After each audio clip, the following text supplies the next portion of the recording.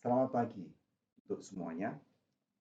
Terima kasih keikutsertaannya di dalam perkuliahan ini. Kita akan lihat beberapa hal nanti. eh, Pada pertemuan ke-10 ini kita akan membahas expenditure cycle ya, sama seperti kemarin.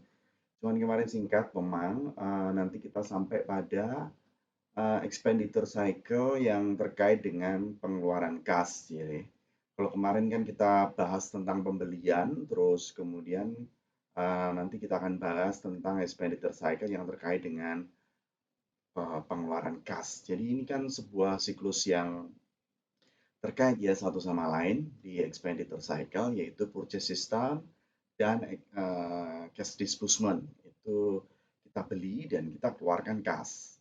Terus kemudian ada juga di expenditure cycle yang lain, yaitu payroll system dan cash disbursement. Jadi kita menghitung gaji, perusahaan berutang gaji, dan kemudian perusahaan melakukan pembayaran atas gaji atau upah.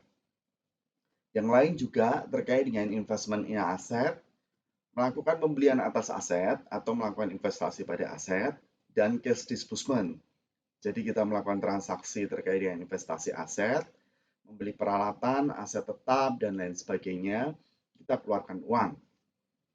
Nah, saat ini kita masuk ke purchase dan cash disbursement. Akan saya sharing tampilannya sebentar. Jangan keluar dulu ya kalau saya belum beritahu. Oke, semua kelihatan ya ini ya. Nanti disampaikan kalau nggak kelihatan.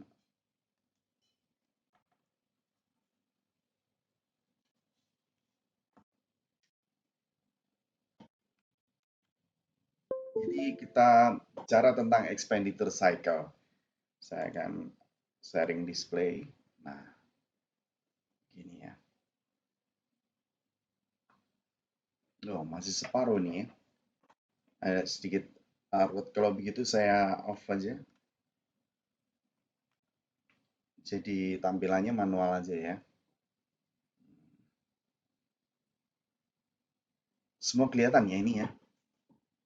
Kalau yang nggak kelihatan bisa bersuara ya Pak. Nggak kelihatan Pak slide-nya.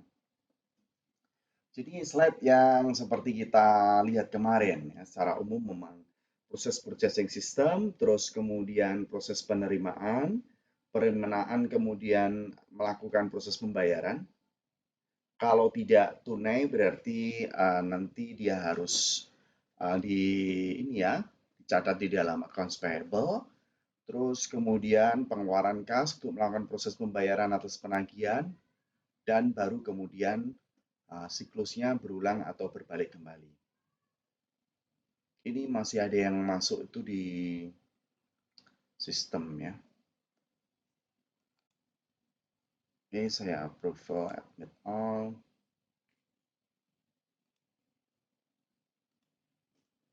Oke. Secara umum begitu. Terus kemudian gambaran detailnya kemarin sudah kita lihat seperti ini.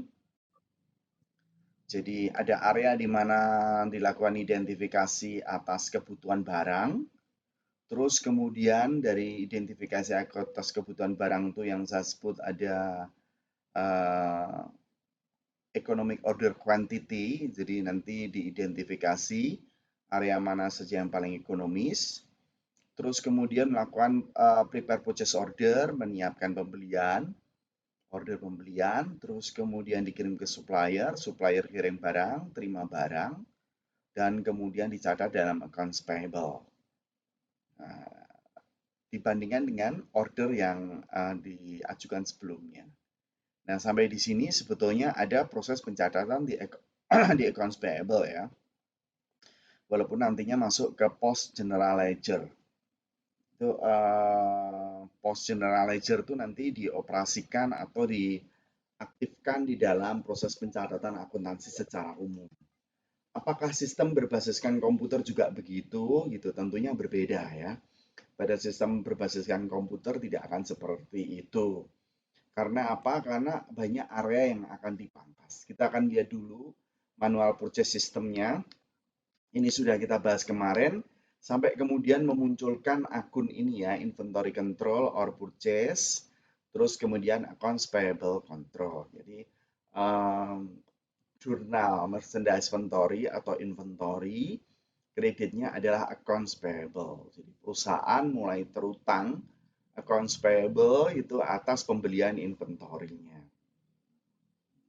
Bagaimana di GL Departemen, ya post from the accounts payable journal voucher to general ledger. Jadi ini sebetulnya kalau kita melihat sekilas, aktivitas pencatatan yang ada di dalam general ledger, buku besar, itu pada sistem berbasiskan komputer identik dengan proses pencatatan yang ada di dalam database.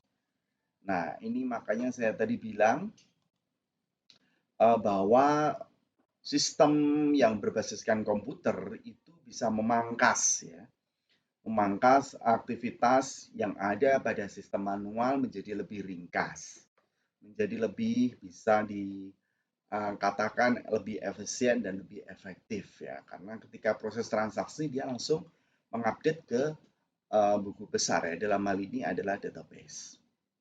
Terus kemudian di GL Departemen itu juga melakukan kontrol dengan mereconcile jumlah dari inventory atau merchandise inventory dengan accounts payable summary dari inventory control. Jadi dia melihat apakah ada keidentikan antara besaran nilai transaksi pembelian gitu ya, yang diidentifikasi di accounts payable dengan besarnya merchandise inventory yang diterima dari bagian gudang, karena pengeluarannya kan tadi ada di jurnal ya. Kalau nggak seimbang ya pasti akan dia tolak itu pencatatan atas accounts payable yang bertambah maupun merchandise inventory yang bertambah. Kita lihat begini kalau disajikan di dalam sebuah flowchart. Saya nggak bahas lebih panjang di flowchart ya, walaupun nanti kebanyakan kalau bicara di flowchart tuh Anda akan diminta bikin flowchartnya kalau di ujian. Tapi secara umum saja saya mau jelaskan. Mulai dari mana? Mulai dari sama seperti tadi ya. Dari identifikasi atas barang. Jadi di inventory control nih startnya. Sedikit berbeda di sales ya. Di sales itu diidentifikasi tidak dari inventory control. Kalau di penjualan diidentifikasi dari customer yang membeli, tapi kalau di purchase diidentifikasi dari siapa yang butuh. Di perusahaan itu kan banyak departemen, mereka banyak punya inventory. Jadi nggak semata-mata ini hanya bagian gudang saja, tapi juga departemen-departemen yang membutuhkan inventory atau barang yang ada di dalam perusahaan. Misalkan ada peralatan kantor yang harus dibeli atau sudah mulai rusak. Nah, dia bisa mengajukan order pembelian.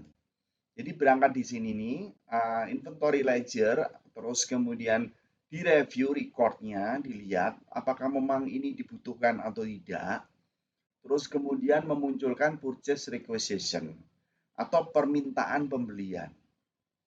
Jadi order itu tidak akan sekali-kali dibuat sebelum gitu bagian yang membutuhkan tuh ngomong, mengotorisasi bahwa dia memang butuh barang tersebut. Sehingga nggak semena-mena ya bagian pembelian membelikan barang. Hal ini untuk menghindari apa? Hal ini untuk menghindari kecurangan yang terkait dengan corruption. Jadi bagian pembelian itu disadari atau tidak bisa diingkari adalah bagian yang dikatakan lahan basah ya. Di mana seorang bagian yang ada yang di bagian pembelian itu punya hak untuk menentukan besaran nilai yang diorder. Nah, tapi dasar dia menentukan besaran nilai di order itu adalah dari apa? Dari besaran purchase requisition. Jadi di sini purchase requisition menjadi dasar utama di dalam menentukan purchase order. Selain di arsip, di purchase requisition nanti juga akan dibandingkan dengan PO yang keluar ya. Dicocokin. Terus kemudian purchase requisition dibuatkan PO. Kalau kita lihat tadi di FD-nya terlihat sedikit ya, tapi kalau di flowchart sistemnya Anda lihat tuh PO-nya banyak sekali ya, 1, 2, 3, 4, 5. Ada 5 tindakan PO. Satu PO ditujukan pada vendors, PO yang lain ditujukan ke departemen yang berbeda, misalkan departemen accounts payable, ini yang ada di DFD tadi juga, 2 PO malahnya. Terus 1 PO ditindaskan ke departemen inventory control untuk memberitahu bahwa mereka udah dipesan. Nah ini open close system. 1 PO nanti diarsip. Nah ini diarsipkan, arsip sementara. Jadi PO sendiri itu diarsip oleh bagian purchasing department. Diarsip, terus nanti akan direconcile ya terkait dengan purchase requisition dan purchase order. Tujuannya apa? Tujuannya untuk memastikan bahwa nanti receiving report itu akan lebih pasti nilainya ya pada waktu dia melakukan proses penerimaan barang. Satu dikirim ke bagian receiving report, sebetulnya sama ya teknisnya. Satu dikirim ke bagian receiving report, di receiving report itu kemudian nanti bentar, di receiving report itu kemudian nanti dia melakukan aktivitas terkait dengan proses ini ya, pembelian yang ada di dalam perusahaan. Jadi ketika si vendors itu ngirim barang, dia kan packing slip, siapkan packing slip, terus kemudian dikirim barangnya, bagian receiving report tuh akan mencocokkan di packing slip. Ini di A ya. Cocokin dengan apa dia cocokin? Dicocokin dengan PO. Blind copy, maksudnya blind copy itu adalah open order system.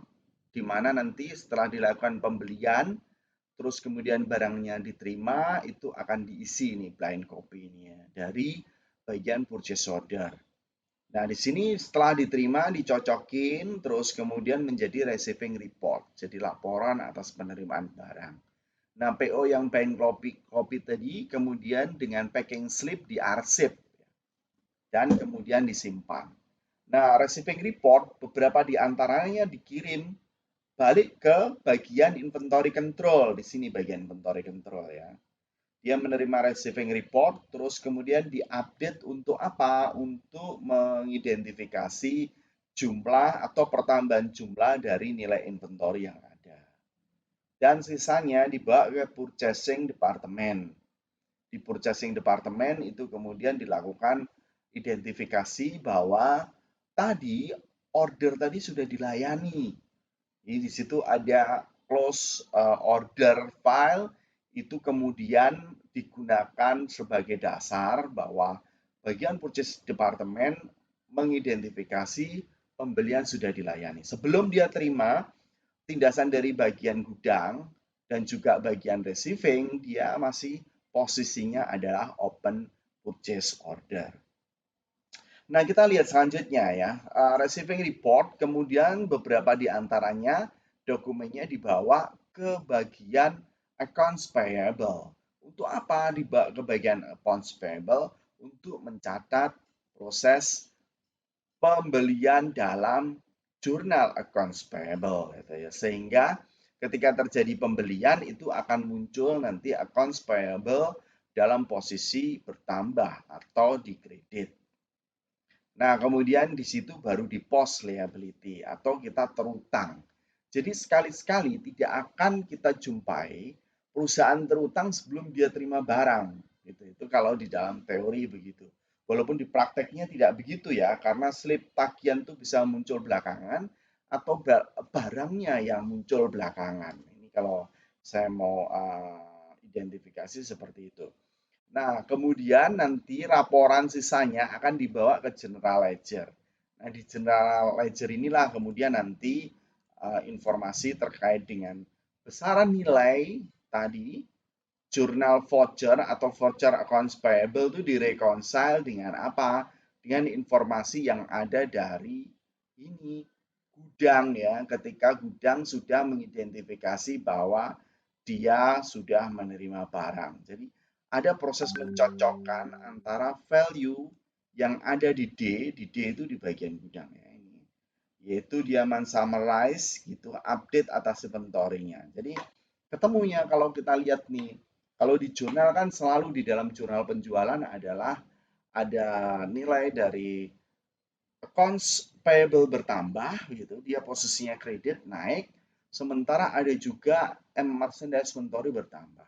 Makanya saya selalu mengatakan di kelas bahwa kalau Anda tidak ingin lupa seumur hidup Anda terkait jurnal ini, gunakan pendekatan yang lebih simpel bahwa kalau terjadi transaksi yang berhubungan dengan penjualan, itu berarti ampun pembelian, itu Anda lihat, Anda rujuk fisik apa yang bisa kita identifikasi keluar masuk lebih mudah. Ya merchandise inventory ya. Kalau pembelian kita langsung tahu merchandise inventory ada proses masuk ke dalam perusahaan. Nah, proses masuk ke dalam perusahaan itulah yang kemudian kita catat merchandise inventory dalam posisi positif. Nah, itu sekilas terkait dengan transaksi ya yang melibatkan beberapa fungsi di dalam organisasi, khususnya pada waktu proses penjualan. Sejauh ini ada yang bertanya, sekalian saya identifikasi ya yang hadir ya.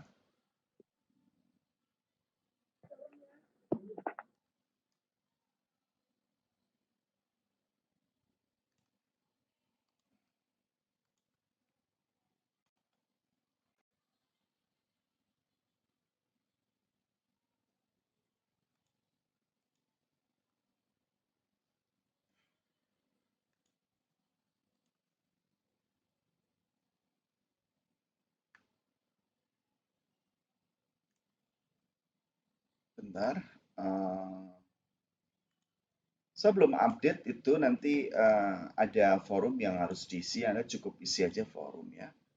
Mungkin kalau tugasnya saya tidak akan kasih, tapi Anda cukup isi forum nanti di e-learning ya.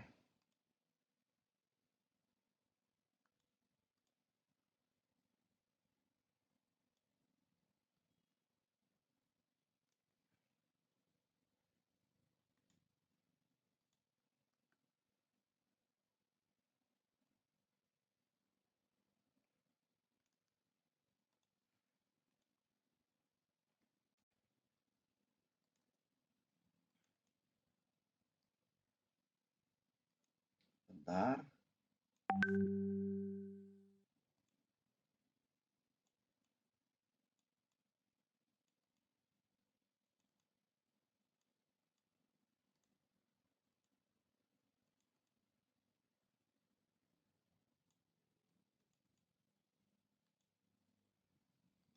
Oke, ada pertanyaan sekali lagi? Ada yang mau bertanya silakan.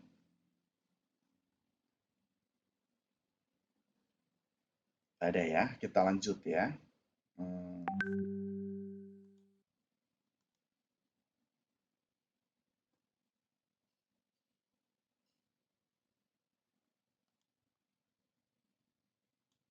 ya, kita lanjut di topik ini.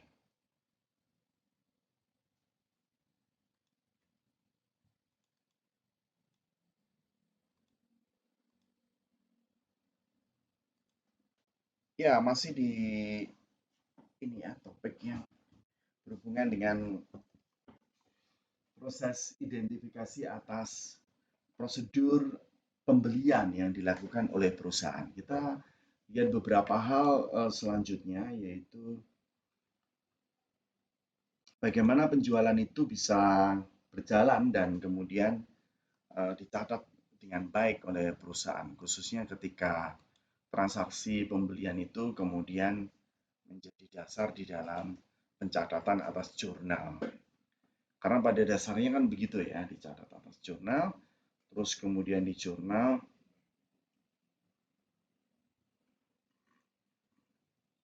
balik ke sini ya.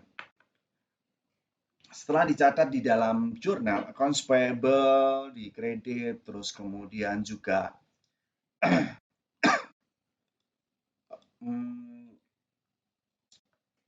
merchandise inventory bertambah gitu. Nanti ada saatnya di mana si supplier atau vendors itu melakukan proses penagihan. Nah, proses penagihan itu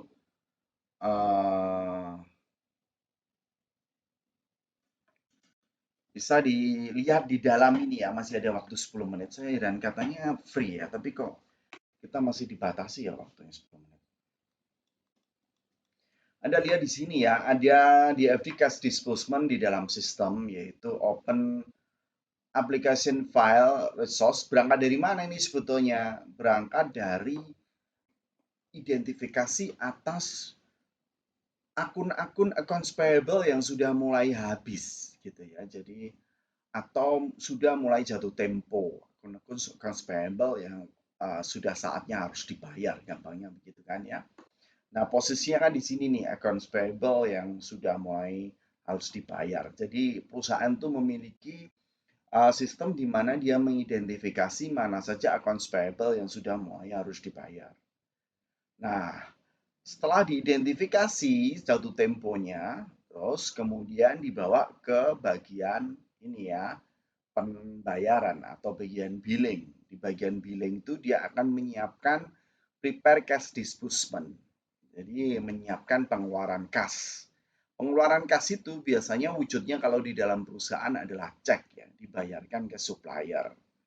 Begitu dia melakukan pembayaran ke supplier, itu si bagian billing tadi yang menerima tagihan tadi akan mencatat atau melakukan proses update atas accounts payable. Jadi dia lakukan update atas accounts payable. Dari apa? Dari tindasan copy check tadi atau cek tadi digandakan dan kemudian nanti dia akan catat di dalam update accounts payable. Dari situ itu bagian billing juga akan menyiapkan jurnal voucher ya. Jurnal voucher yang dia siapkan itu nantinya akan dicocokkan dengan ini, dengan update accounts payable record. Jadi jumlah accounts payable yang menurun tadi akan dibandingkan dengan jumlah uang yang dikeluarkan.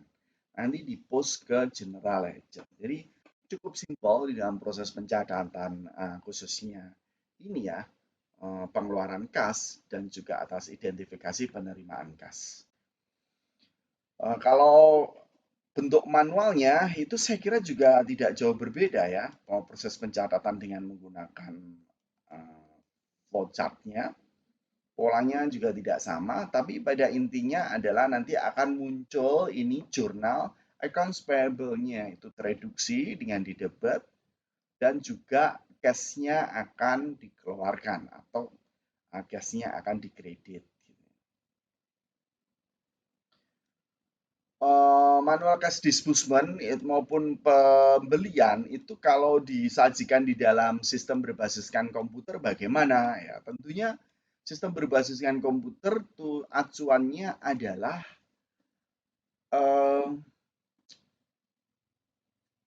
database ya. Database sendiri ada dua jenis file, yaitu master file dan transaction file, serta other file. Yang master file ya kita tahu itu ada supplier, vendors, gitu ya. Terus accounts payable master file, ada merchandise inventory master file, gitu ya. Master file itu adalah file yang diinput sekali dan dibaca berkali-kali. Kalau transaction and open document file itu purchase order file, supplier invoice gitu ya, open voucher, cash disbursement dan sejenisnya. Transaction and open document file itu adalah file yang digunakan untuk mencatat gitu informasi yang bergerak mengikuti aktivitas transaksi. Jadi setiap transaksinya dia bisa berbeda informasi sehingga dia harus dicatat terpisah. Makanya disebut dengan transaction file. Sisanya other file itu biasanya untuk ruang simpan, history file, sama informasi bantuan yang lain untuk mendetailkan transaksi. Jadi intinya pada computer based purchase system itu data processing department perform routine accounting tasks. Purchasing a computer program identify inventory requirement sama dengan tadi identifikasi tapi pakai komputer. Kebutuhannya apa terus kemudian diidentifikasi yang kemudian menyiapkan PO dan mengirim purchase to review, signing, and distributing. Jadi nanti ada proses approval, terus kemudian dikirim ke vendor dengan menggunakan alat elektronik atau data interchange system. EDI ya, Electronic Data Interchange System. Nah, kemudian proses transaksi itu dilakukan, barang dikirim, terus kemudian ketika barang diterima itu juga diperiksa, dicatat di dalam buku besar. Terus juga pada waktu pencatatan transaksi komputer itu mempertimbangkan sistem pengendalian yang ada di dalam komputer ya. Kalau digambar seperti ini, memang di FD-nya sama, tidak berbeda, sedikit berbeda di flowchart. Karena pada dasarnya di FD itu kan gambaran untuk sistem berbasiskan komputer. Polanya sama, hanya berbeda di apa? Di identifikasi atas inventory tadi sudah mulai habis kapan, terus kemudian dimasukkan dalam database, nanti dilakukan proses order. Nah, proses order itu diberikan ke ini ya, bagian purchasing, kemudian purchasing melaporkan bagian penerimaan, mencocokkan laporan atas penerimaan barang dengan purchase order yang dia terima dari bagian purchase. Nah, ini terlihat ya kalau di sini ya. Jadi berangkat di sini, terus kemudian sampai muncul purchase requisition disiapkan PO. Jadi walaupun sistem berbasiskan komputer, nggak semuanya yang berbasiskan komputer, tapi ada area di mana dikerjakan oleh komputer. Ini ada di data processing purchase system. Terus kemudian ada area yang sebagian masih manual ya, karena perlu konfirmasi dengan pihak eksternal perusahaan dan proses pencatatan yang memadai. Secara umum sih kalau pada data processing purchase system mengikuti pola ini, yaitu input, terus kemudian diproses, dan disimpan di ruang simpan. Jadi tinggal disesuaikan aja aktivitasnya apa, unit komputernya mana, terus kemudian data yang manual atau dokumen sumber manual nanti dimasukkan lewat keying yang ada di keyboard, terus kemudian diproses dan disimpan. Begitu juga kalau kita mencermati proses pelaporan.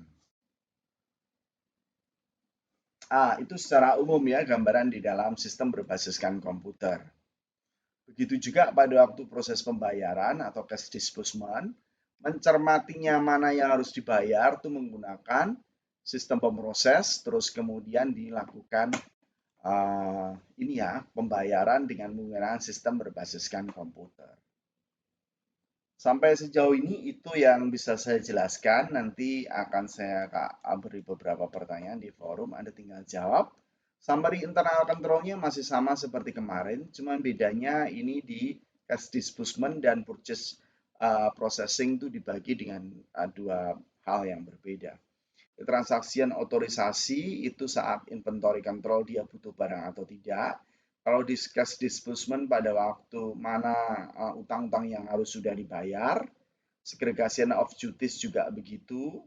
Anda bisa baca sendiri ya nanti, dan kemudian Anda bisa cermati. Itu ya.